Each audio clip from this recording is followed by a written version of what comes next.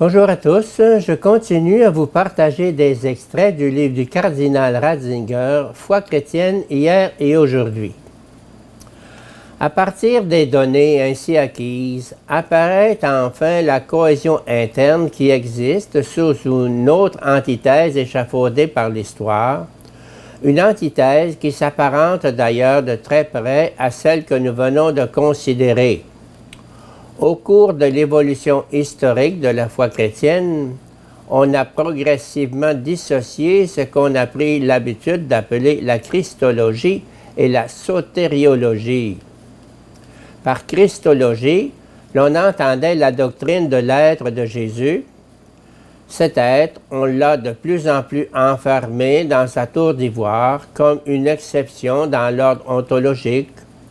On en a fait l'objet d'une spéculation sur un cas extraordinaire, incompréhensible, concernant Jésus seul.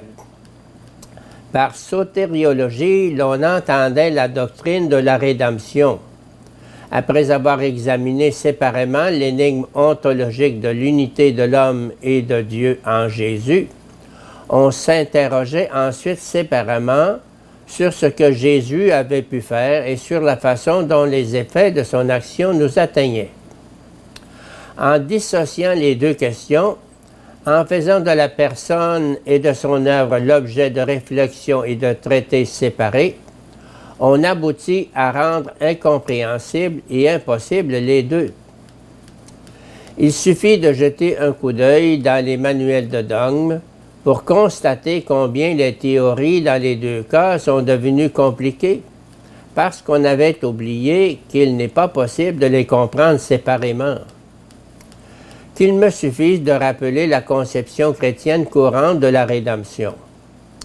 Elle repose sur ce qu'on appelle la théorie de la satisfaction, élaborée par Anselme de Cantorbéry au seuil du Moyen Âge, et qui détermina toujours plus exclusivement la conscience occidentale. Même dans sa forme classique, elle ne manque pas d'être unilatérale. Mais si on la considère sous la forme schématisée que la conscience chrétienne commune s'est créée, alors elle apparaît vraiment comme un mécanisme cruel que nous avons de plus en plus de mal à admettre. Anselme de Cantorbéry, 1033 à 1109 environ, s'était donné pour but de déduire l'œuvre du Christ avec des raisons nécessaires, rationibus necessariis, et de démontrer ainsi irréfutablement qu'il fallait que cette œuvre se réalisât telle qu'elle s'est réalisée en fait. Voici à grands traits sa pensée. Par le péché de l'homme, qui était dirigé contre Dieu, l'ordre de la justice a été lésé d'une manière infinie, et Dieu a été offensé d'une manière infinie. Il y a derrière cette affirmation l'idée que l'offense est à la mesure de celui qui est offensé. L'offense faite à un mendiant entraîne d'autres conséquences que celle faite à un chef d'État. Le poids de l'offense dépend de celui qui l'a subi. Dieu étant infini, l'offense qui lui est faite de la part de l'humanité par le péché a un poids infini.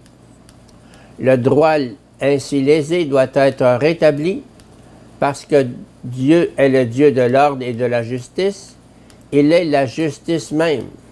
Mais vu la mesure de l'offense, une réparation infinie est nécessaire. Or, l'homme n'en est pas capable. Il peut offenser infiniment, son pouvoir va jusque-là, mais il est incapable de fournir une réparation infinie. Ce que lui, être fini, donne ne pourra jamais être que fini. Sa puissance de destruction va plus loin que sa capacité de construire. Ainsi, entre toutes les réparations que l'homme pourra tenter et l'étendue de sa faute, il y aura toujours un abîme infini qu'il ne pourra jamais surmonter. Tout geste de satisfaction ne peut que lui prouver son impuissance à combler l'abîme infini qu'il a lui-même creusé. L'ordre sera-t-il donc détruit pour toujours et l'homme restera-t-il éternellement enfermé dans l'abîme de sa faute? C'est ici qu'Anselme en arrive à la figure du Christ. Sa réponse est la suivante.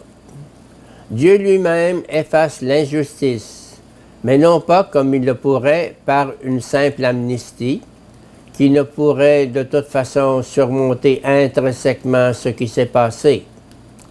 L'infini lui-même se fait homme et en tant qu'homme appartenant à la race des offenseurs et possédant néanmoins le pouvoir de réparation infini refusé aux simples hommes, il fournit la satisfaction exigée. Ainsi, la rédemption est œuvre de pure grâce, en même temps que restauration de la justice. Anselme croyait avoir apporté par là la réponse péremptoire à la difficile question cur Deus homo, à la question du pourquoi de l'incarnation et de la croix. Sa conception a marqué de façon déterminante le deuxième millénaire de la chrétienté occidentale.